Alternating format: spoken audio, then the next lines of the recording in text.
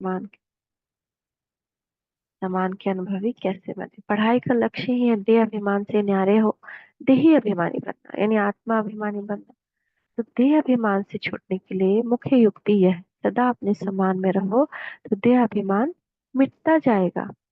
समान का स्व का भान भी रहता है, अर्थात आत्मा का भान। समान मैं कौन हूँ।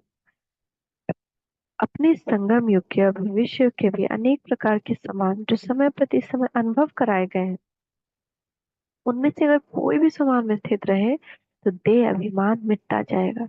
मैं ऊंच से ऊंच ब्राह्मण हूँ, यह भी समान है। सारे विश्व के अंदर ब्रह्मांड और विश्व के मालिक बनने वाली मैं आत्मा हूँ। सारे विश्व के अंदर ब्रह्मांड और विश्व की मालिक बनने वाली मैं आत्मा हूँ, यह भी समान है।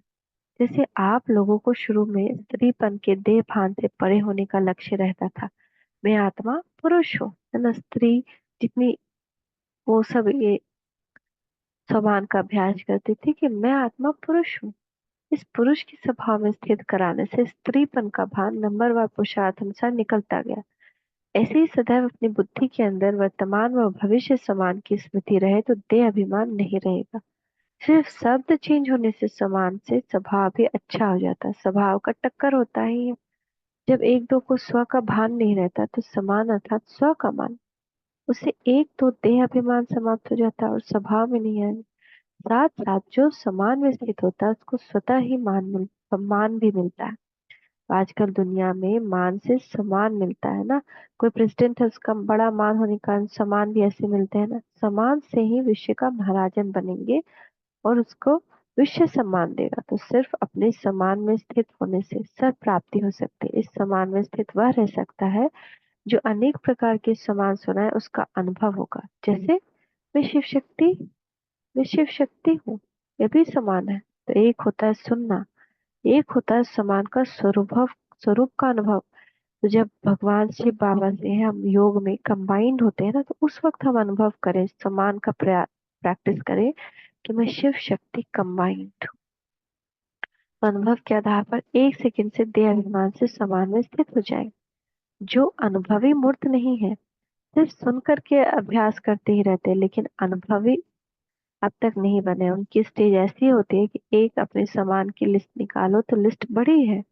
उन एक एक बात को लेकर अनुभव करते जाओ तो माया की छोटी छोटी बातों में कमजोर नहीं बनेंगे। मैं मास्टर सर्वशक्तिमान हूँ तो क्या, उससे किरणें निकल रही है तो मेरे पूरे ब्रेन में फैल रही है। मैं हर तरह की कमी कमजोरी से ऊपर उठ सकता हूँ, उठ गया हूँ। तो सभी को अपने सम्मान की स्मृति दिलाओ और स्वरूप में अनुभवी बनाओ, जिसे समझते हो मैं मास्टर सर्वशक्तिमान हूँ। तो संकल्प करने से स्थिति बन जाती है ना, लेकिन बनेगी उनकी जिनको अनुभव होगा। अनुभव नहीं तो स्थिति होते होते वह रह ही जाती है, स्थिति बन नहीं सकती।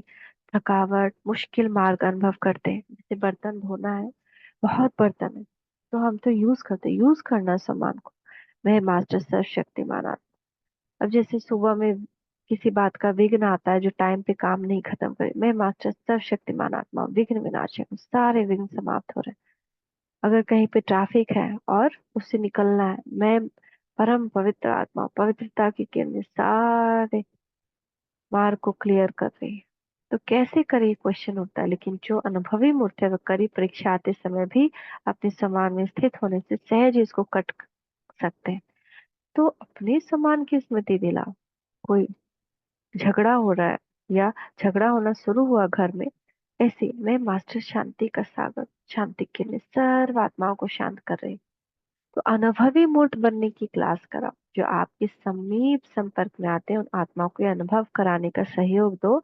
अभी आत्माओं को ये सहयोग चाहिए। जैसे साकार द्वारा अनुभवी मूर्त बनाने की सेवा होते रहती है, ऐसे अभी आप लोग के समीप जो आत्माएं हैं उन्हों की निर्बलता की को कमजोरियों को अपनी शक्ति के सहयोग से उन्हों को भी अनुभवी मूर्त बनाओ। चेक करो कि जिन आत्माओं के प्रति निमित्त बने हुए हैं वह आत्माएं समान की स्थिति के अनुभवी है।